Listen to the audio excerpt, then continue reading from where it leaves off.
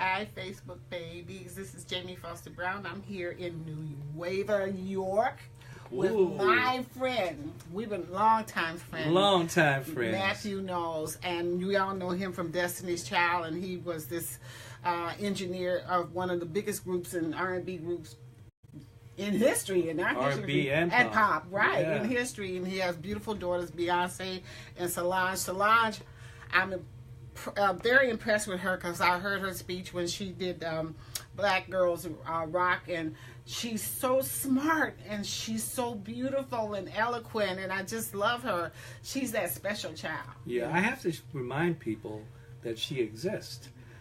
Solange, she really, as you say, she's a great writer as well. Mm-hmm.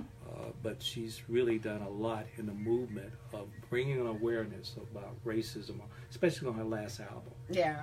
You know what? I went to a birthday party Solange and Beyonce had for their mother, mm-hmm. and I was really impressed at how much she loves. I think you did a remarkable job in balancing, you know, the daughters together in terms of one not really overshadow in terms of personality, right. and in terms of who they were. The love that I saw between those two sisters, they love each other. Yeah. When I say love, and it's genuine. Well, how did you all manage that? How did you and your wife? Did you have to talk to them, or was it just? It was organic. It was organic. It was organic. They were just in love with one another. We never have had a very conversation about any of that ever. Mm-hmm. Ever. Yeah, I'm sitting here with Mathew. I'm so glad he wrote this book because I otherwise don't know when I would have seen him again. Now he's brought his butt out of Texas so we sister can to see him. sister. But this is a racism from the eyes of a child. And you in here, you know, this is Matthew's eye, and inside you can see white cops, I think, in here, right? It's state troopers that's inside of my eye. And I'm really, Jamie, the concept of that was I wanted to see and let the reader see what I saw and tell the story.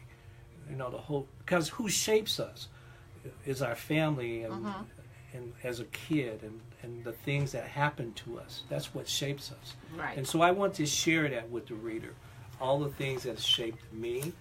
The more and more I understood my roots, I understood and went back. I before only knew my grandparents on each side of the family. And I went all the way back to Calvin Moore, who was born in 1824, who was my great-great-grandfather. Wow. Wow, that's wonderful that you were able to and then that go back that far. Allows now my grandkids to know their great-great-great-great-grandfather. And I challenge folks to go back and understand, because, again, that's who shapes us. You know what I love about this is that we villainize our men so much today, and my purpose in coming back, as you know, after I closed down Sister to Sister, I told God you would never close down Sister to Sister. What are you talking about? Well, you know, my husband died. I know. It's part of life, Jamie. But I know, but you know what happened is that God was telling me, waking me up in the middle of the night, saying, I'm not done with you yet because there's still much to be told. And he was telling me how to tell it. And I want us to, we villainize ourselves and we take on what Cain's children, because not all white people are bad, you know, but Cain's descendants are. And we can't take on what they have done. What they say about us, what they say about our men. I'm looking at, where are my men? Black men are so beautiful. They're so organically just designed beautifully and gorgeous and smart, but they vilified all the time. And I tell women, do not yell at your baby boys. When they come out, they're so cute.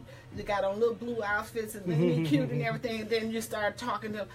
You just gonna be just like your daddy. Ain't gonna be all the negative messages that they internalize. Yes, right away. They don't even get a chance to be who they can be before you tell them who they are, which is wrong. Yeah. And so this is one of the reasons with this platform, I've got Jason, who is he has arisen from the bed, you know, basically, to Jamie. You still have a voice. You still have to talk, and I have things to say to you. In particular, because of your background, because you come from Marion, Alabama, where my husband comes from. I did he not went know to that. I never He got went a to chance Lincoln to Memorial High School. Lincoln. He was born in Selma because they wouldn't let his mother have the in Marion. So he went to Selma. The mother went to Selma, had the baby, but he went to Lincoln and was raised there. And that particular area, from that school, have more black PhDs, and Julian Bond Than any city in the world per capita. Right. I mean, it was only 2,000 people from Marion, Alabama. This is where my mother grew up and my grandparents. Coretta Scott King was Jean, valedictorian. Jean Young, Andrew Young, the minister, T.D. Jakes. Yes, T.D. Jakes is from there. His family's from there too. We can go on and on and on. It's amazing how most people don't realize that Alabama State University started in Marion, Alabama. I didn't know that either. I didn't know that. It was, I talk about it in my book. It was founded by the same people that Lincoln Memorial. Well, the thing I have one of the most. I think that God really loved me because he gave me my husband, which is Lorenzo Brown, and I was married 46 years. He was a remarkable man, as are you. No, thank you, Jane. As are you. That what you were able to do with your life and with your family and how I've interviewed you about when you were at Xerox. I think you were at Xerox, and you were an outstanding salesperson there, but you were able to hold a lot of things together. You've gone through some bad times, but some good times also. Well, that's part of it. As I've learned in life, and I talk about this in the DNA of Achievers, my first book. Talk about the 10 traits of successful people. One is learning from failure. In life, we'll make mistakes. There'll be failure, but that's an opportunity to grow, Jamie. Yes, it is. Not a reason to quit. I just think that I look at you, and plus I've attended your classes. You remember I went to your classes when you took the Texas time Southern University. Texas Southern, and you taught those children so much about the business and how to make good decisions. Our children today are not making good decisions, and this is why it's very important for you to come out. We need voices like yours because no one's teaching. The television is demonic right now. I mean, absolutely demonic. And there's some really, really pluses about social media. Okay, tell me. And then there's some really, really challenges about social media and the impact that it's had on our youth. I talk to young people a lot, and what really concerns me, Jamie, is the amount of kids that are contemplating suicide because of bullying in the social media world. It's amazing to me. It's amazing. And, Facebook admitted in Congress that they've made a lot of people addicted.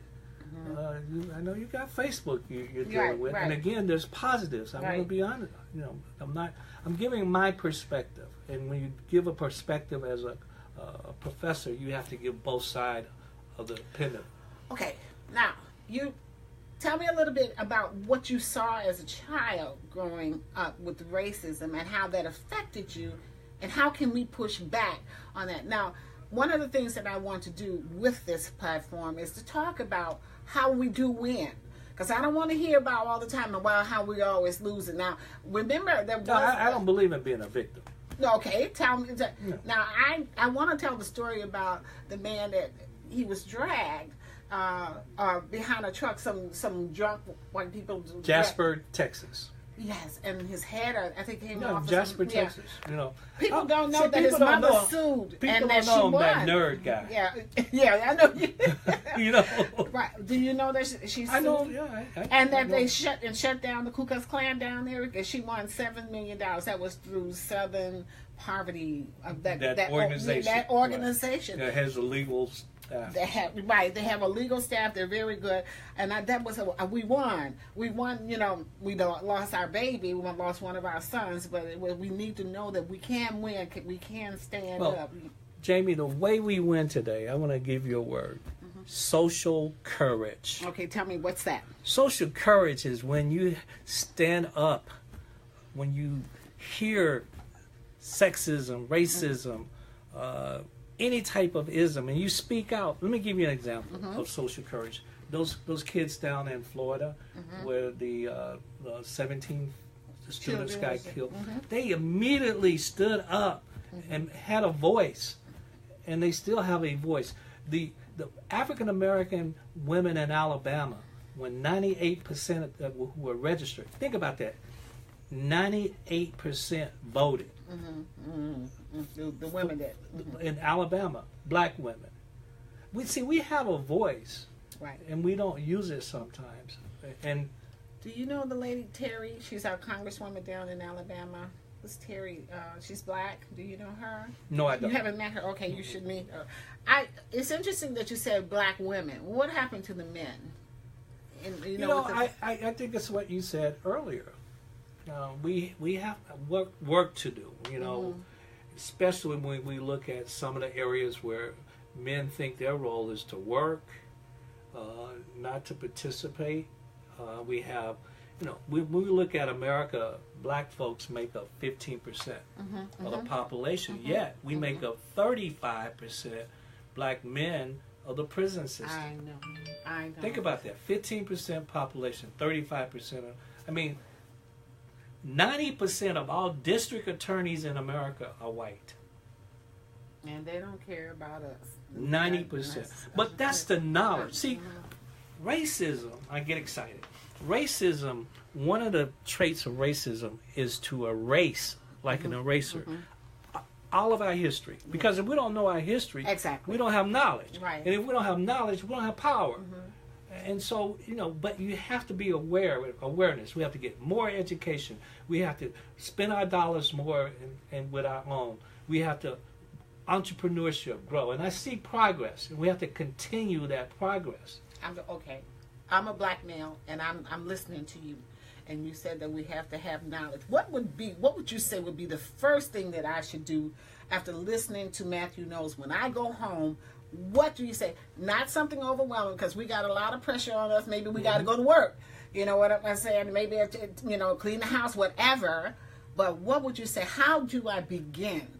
Especially as a black male. Because the male, I care about the women, but we need our men, Mathew. I'm sorry. We really need our men in our homes, and you all are just so miraculous to me. So I need for you to tell me so I can tell my babies. Yeah. I can't narrow it down to one thing. I just think it's a multitude of things that we have to do in self-help, build our self-esteem. I think, brothers have to become more vulnerable. In my book, I talk about this thing called therapy that I think a lot of black men need to understand, that it's not a sign of weakness, it's a sign of strength. I think we have to develop ourselves from a personal and professional standpoint. We have to identify what we're passionate about, educate ourselves about our passion so that we can become more valuable in the workforce. So we can't get this in the barbershop? No, I mean... that's what they say, a man cave. No, I think education doesn't come from a barbershop. I think you have to put in the work. There's a lot of ways right now, online opportunities. Tell me one thing. Just one thing to make it easy for me. Just say that I can, after they listen to, you can tell me to go on. I'm the young male. I'm looking. Well, it's different when you say a young male. I'm talking about. I'm thinking about an old male. Let's start too young, because I want to say it's a different process with older men. You got to take away from them. Take all this other stuff out of them. But with the young men, what can I give them? One thing is, young people. It's not a male or female thing. They trying to balance a bunch of things when they hadn't focused on being good at one. Tell me about this. Our children right now are being inundated with sex. Everywhere, it's sex, television. There is no cut card. It's no filtering at all. As a parent, your children are grown. Not all your kids are grown, because you got a young baby. How old is the baby? I have no idea what you're talking about. Oh. Okay. So silly. Okay. If you have to raise a young child today. My grandkids, I know. You got a little confused.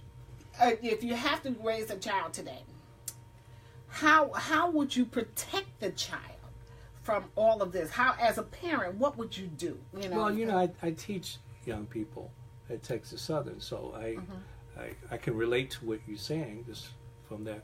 How would I protect them today? I think you have to monitor the social media and online stuff.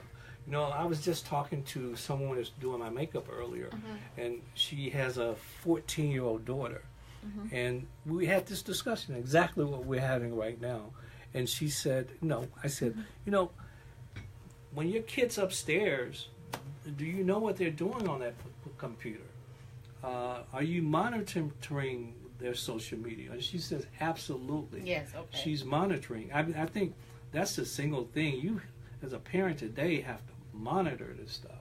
How do you tell a young girl how to make my father sat us on the sofa and taught us about how to look for a mate in life, and you're sitting on a gold mine, you don't let anybody go digging in it and all this stuff. I mean, he also taught us how to dress and how to speak when we're in that white world, working there. And so he was very, very much into our lives, even fixing my hair and telling me, you're going to make some young man happy to see you today. And I would say, why, Daddy? He said, because you don't have your nose up in the air, and if you have your nose up in the air, if it rains, you're going to drown. So, always be nice, always be kind. But the girls are not like that today. I tell you this, they're learning from television, a lot of it, because maybe there's no one in the home to teach them differently. I'm not sure that applies to most. I think it's a parental thing. That's all based on parental. Okay. Jamie, my friend, you're getting off topic. Oh, I'm sorry. Yeah, I know. I'm so excited about you being here. There's so many things I know. We're going to talk about the racism. That I can tell you getting way down off topic. Forgive me, guys, because I got Matthew here. We got to talk about the racism. I went down to, I went down to, before I started doing this again, I went to sit with Andy Young. And I wanted to talk to him because I said, listen, he's getting older. He was with Martin. He was one of the ones that really, he marched and opened up so many doors for us. And I said, Andy, what would you do now? What do you think about when we get so angry so quick and we go and riot and tear up the cities? And, what should we do when we're angry? Yeah, I never in these riots that we would destroy our own neighborhoods. I never quite understood that. Although we perceived our enemy to be in another part of town, but we destroy our own neighborhood. I don't know why you do that. You would think you would go destroy the enemy's neighborhood, not your own neighborhood. But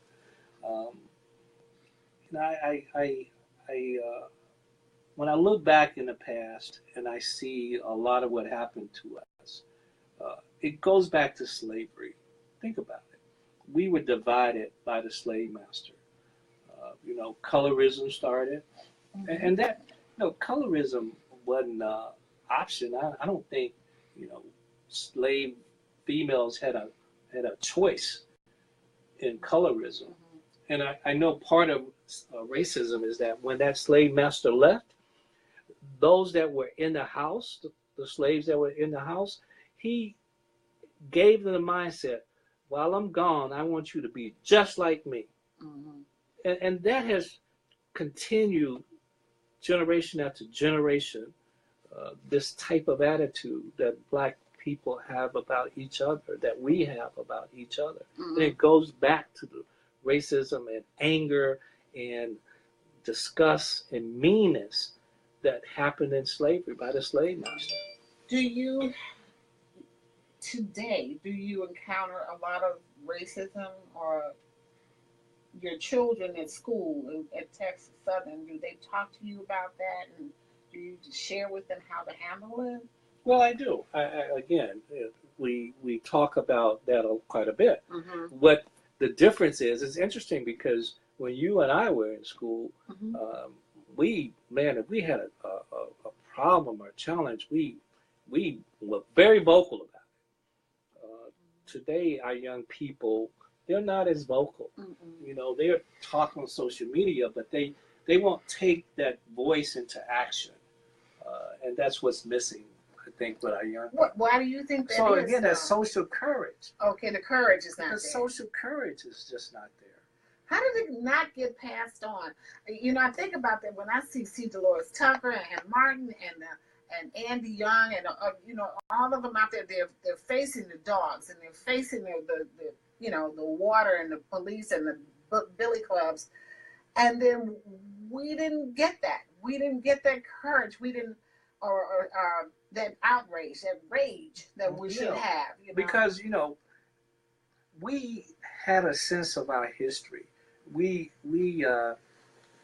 started young at this. You know, folks don't know in the desegregation civil rights movement, there were a lot of 11, 12, 13, 14 years that played a role in civil rights. It wasn't just grown-ups. Right. It was kids. And so we got to hear this and see it and understand we shall overcome. And when we held hands together, it was elderly people with kids. And that information, it goes back to knowledge. What are we going to find in this book? Okay, we're talking about racism. What will, if I read this book, what are the 2 or 3 things that you want me to take away from this? What is it that you're sharing? Like, are you sharing stories, a story that something happened to you, how you handled it, how you moved forward? It's all of that. All of that is in all here. Of that. You know, I share, you know, most people don't know, for example, we were talking about Marion, right? Jimmy Lee Jackson. Do you know who that is? I think I do. Jimmy Lee Jackson was from Marion. He had gone to the Korean War, and he came back to Marion. He wanted to exercise his right to vote, and he they hung him. The KKK hung him.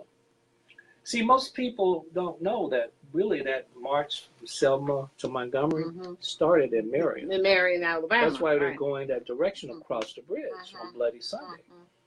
Notice they weren't on the Selma side of the bridge. They were on the Marion. Marion is like 15, 16 miles from there. So I want people to get a sense of knowledge and history. That's one thing. But again, I keep saying this thing, social courage, man. That's what I want people to dialogue about sexism, about racism, about, you know, every type of ism that exists. I want dialogue. I want people to be very, very honest about colorism and how that affects people of color around the world. That's not just a black thing. That's a world thing. Yeah. Is there, even in Africa? Oh, yeah. You know, in Nigeria, it's a noted thing that Nigerian women are wanting, you know, more than any country, bleach their skin to become lighter. What is it? We're told to do that. We're given images that's what we should want in our lives, and our hair to be that way also. So we're not, for years and centuries we've been told that we're ugly. You know, that we're. You won't believe this. This is a true story. You know, I shared with you that I had a TV interview. I got in the car, and this beautiful woman came up, and she said, "Well, you know, Mr. Knowles, what do I do? I'm dark complexion." And I was like, "You're beautiful." She says, "No, I'm not." I mean, it just happened to me today. It was just, I couldn't believe it. Do you think that the movie Black Panther can move this, you know, our feelings about being dark just a little bit back, so that we can start to feel?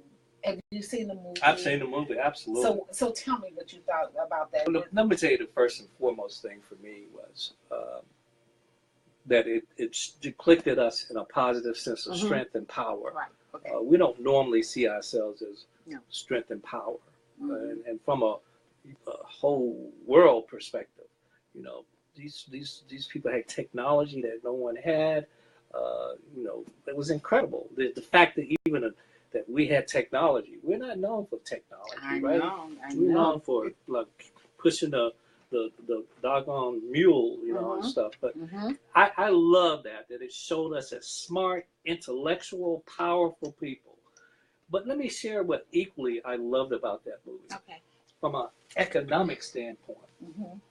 that it will open a door for future black movies because of the billion-dollar success that it had. Oh my God. And one thing that I do know from growing up and going to school and working in the marketplace, white people can identify with profit Yes. and profitability, They and they will not take that emotional. So, I thought that was really important that we saw that, and all the people that got to work, and I think it gives courage. And the children were asking, "Where's Wakanda? Can we go there?" You know, the little black kids really wanted to know if there was a place called Wakanda that they can go to. I'm excited about you having this book though, because I'm looking at you right now, so I'm going to be off topic for just a minute. There she goes. I can't. Well, I don't get to talk to you that often. So, you're one of the men. You remind me of my father. Tall, brown skin, good looking, from the South, Mississippi. He's from Mississippi. I was just in Washington, D.C., where they put up a statue of Marion Barry. This man had courage, a lot of courage, and he did so well, did so much for those people, which is why he graduated from Fisk University. I know. Same place. Yeah, same place as you. And you remind me of him because even when you would have those classes, you always took time to teach, Matthew. And this is so important. And you're being here and still looking as good as you do look. The courage that you have through life, and then because you had a lot to deal with when you were bringing those girls along. You know, you and I had conversations. Oh, off topic for a minute. One of my disappointments in the music industry, this is my 25th year, is that there's a lot of people in the music industry that know the role that I play. The consumer, they wouldn't understand it. No. I wouldn't expect them to understand it. But there's a lot of folks that know the role I played in the success of Destiny's Child, and the role I played in the success of Beyonce and Solange and Kelly and Michelle and many others. But nobody ever speaks about it. Nobody ever says, I know for a fact that's bullshit. Had it not been for this man, exactly, it might not have happened. Exactly. And he created and changed the industry with a whole bunch of ideas that nobody had thought about. It's just kind of disappointing to me that the thing that I remember, because if I don't start, I'm gonna have to tell my own story. Yes, you are. What I remember the most about you, when you all were at your heyday, at the height of it, you were still kind. You would still do the smallest thing. If someone asked you all, can you bring Beyonce? Can you bring the Destiny's Child? You would still do that. You would do, I recognize that. So I'm glad to have the opportunity to tell you this, because I don't think I've ever had a chance to talk to you. No, you haven't. Damn it. No, you haven't. Well, I'm doing it now. You and I always had our thing. We did, Well, in the day, I was like, that damn Jamie. There she goes. She got Immature on the cover. She got B2K on the cover. I'm in love with my people. So anybody that comes along and took me like forever to get Destiny's Child with that little pull out. No, it didn't take you that long. Did it? Forever. It didn't. I was when they first came out, I was right there with them. I remember all of this. Yeah, but the racism thing. I want you to speak more about how we can teach our men and our women that our children need so much. You need to come on, or you talk to me, and we FaceTime or something often, because I'm going to ask you questions, if you don't mind. Well, let's just do chapter by chapter. Okay, we can do that. And I heard you talk about... Can I tell you the story how I introduced this book? Yes, please do. So I tell the story. I'm 5 years old, and you'll love this. It's about Marion, Alabama. So every summer, my mother... Mm-hmm. Every summer, my mother would take me and my brother Jesse. My brother was 9 years older than me, and I was 5 this particular summer. My mother and my grandmother were like oil and water. They just did not get along. Oh. And this particular night in Marion, around 10 o'clock, my mother made a 10 p.m., 10 o'clock p.m., my mother made a terrible decision. And she was going to take me and my brother, and we were going to walk to the nearest cousin about a mile away. Okay. And we lived like most people in Marion. At night? Yeah, we lived like most people. We had the dirt road that took you to the main highway. Yes. You know what I'm talking about? Exactly. And you know there's no lights on the main highway. Right. And we only this night had the moon to give us vision. And we could see in the distance these lights, and we could hear these horns. And as a 5-year-old, I have no idea what's happening. And so as the horns got louder and the lights got closer, my mother, I could tell her body changed. And she grabbed my hand, and she grabbed my brother's hand, and we got in the woods and in the bushes. And then the lights got lighter, and the horns got lighter, and the lights got brighter, and then finally they passed us. Mm-hmm. But before they did pass us, you know, my mother said, you know, she got on top of me and said, I'm going to pray and be quiet, Junior, because they call me Junior. She said, shh, be quiet. And so she said, if anything happened, Jesse, take your brother, run up under that barbed wire, and just run in that field with those cows. The net of the story is that when they passed by this caravan, they were KKK. Because they had all the flags along the way. Mm-hmm. And that's my first experience with racism. And that's one of the reasons I named this book, Racism from the Eyes of a Child. Okay, so let's do this. I'll visit with you when you have time. We can do it over FaceTime one another or whatever. Okay. We're going to go chapter to chapter. We promise. We'd love to do that. Yeah, we're going to do that. And you just call and you let me know, Jamie, I'm ready to do it because I'm pretty much going to be at your beck and call, as I always have been. Well, thank you, Jamie. Now, this is my baby. So I want everybody to go to Amazon. I want them to go to MathewKnowles.com. Matthew with one T. With T. Go to MathewKnowles.com. I'll sign the book and I'll ship it to you. But thank you, Jamie Foster Brown. So I'll read it. JFB. Yeah, they do call me that, right? And listen, this is my first time doing this, I think, right, Jay, with live with an interview, and I couldn't have done it with anyone better than Matthew.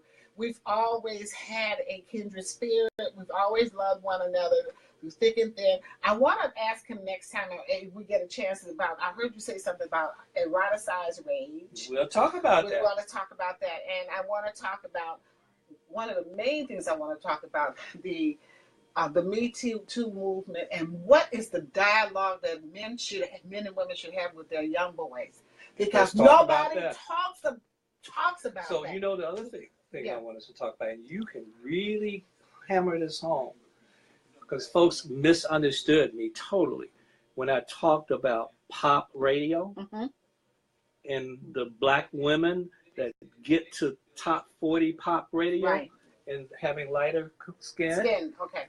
Because people, you know, they thought I was meaning Beyonce, which is not what I was talking about. I was talking about that format of radio. As you know, very few of us get played on that. Yeah. So you can we'll talk about that. Love you guys so much. Always have. I'm in love with my people. Thank you for visiting with us today. Hey, can I tell you the name of my next book? What's the next book, baby? Emancipation of Slaves Through Music. Oh, I can't wait. When is that going to happen? Have you started writing yet? No. I'm almost finished with that. Emancipation of Slaves Through Music. This is important.